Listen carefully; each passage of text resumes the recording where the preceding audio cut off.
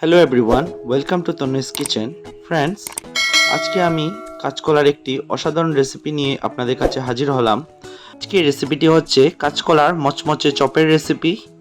এই চপটি খেতে কিন্তু অসাধারণ। টিফিনের সময় এই মচমচে চপটি তৈরি করে সবাইকে সার্ভ করতে পারেন। এই চপ তৈরি করার জন্য আমি নিয়ে নিলাম 3টি কাঁচকলা। এগুলোকে আমি সিদ্ধ করে নেব। এর জন্য আমি প্রেসার কুকারে জল দিয়ে এটা আমি 3টি সিটি দিয়ে এটা সেদ্ধ করে নেব। আমার সেদ্ধ করা হয়ে গেছে। এখন আমি এগুলি ছুলে ভালোভাবে হাত দিয়ে কষলে নেব। সেদ্ধ করার ফলে এটা এমনি নরম হয়ে গেছে, তাই এটা সহজেই হাত দিয়ে কষলে নেওয়া যাবে। কষলে নেওয়ার পর আমি এর মধ্যে কিছু মশলা অ্যাড করে নেব। এর মধ্যে দিয়ে দিলাম হাফ চামচ হলুদের গুঁড়ো, হাফ চামচ জিরে গুঁড়ো, হাফ চামচের মতো ধনে গুঁড়ো, হাফ চামচ লঙ্কা গুঁড়ো, আর দিয়ে দিলাম পরিমাণ মতো নুন। আর আমি 1 চামচ আদা বাটা রেডি করে রেখেছিলাম, সেটা এর মধ্যে দিয়ে দিলাম কিছু কিশমিশ আর অল্প বাদাম। তারপর এর মধ্যে আমি 2 চামচ দিয়ে দিলাম বেসন।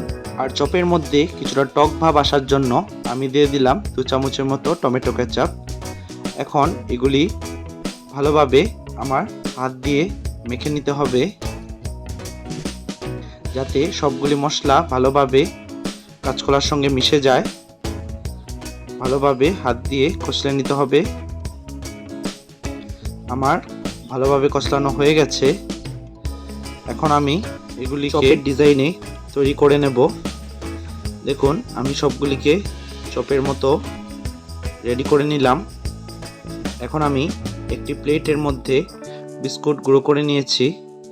এখন এক এক করে চপগুলিকে আমি বিস্কুটের গুঁড়োর মধ্যে ভালোভাবে লাগিয়ে নেব।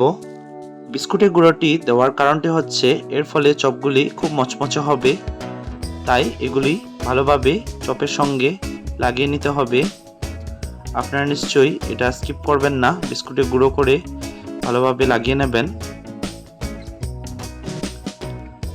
আমি সবগুলিতে এইভাবে বিস্কুটের গুঁড়ো লাগিয়ে নিয়েছি।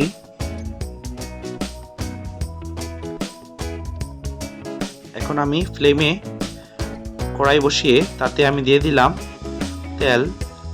তেলটা আমার কিছুটা গরম হওয়ার পর আমি এর মধ্যে এক এক করে চপগুলো ছেড়ে দেব।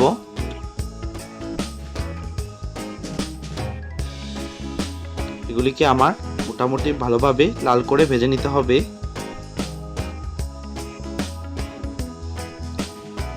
দেখুন, আমি ভালোভাবে এগুলি ভেজে নিয়েছি। এখন আমি এগুলি এক এক করে তুলে নিচ্ছি।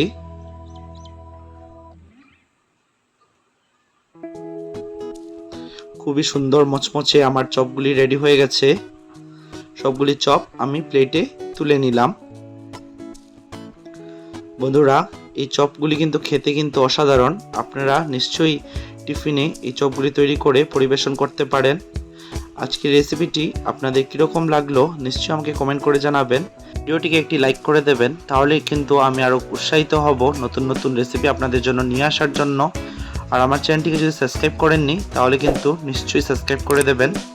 আজকে এখানেই বিদায় নিচ্ছি। আবার দেখা হবে আপনাদের সঙ্গে নতুন একটি রেসিপি নিয়ে। ধন্যবাদ।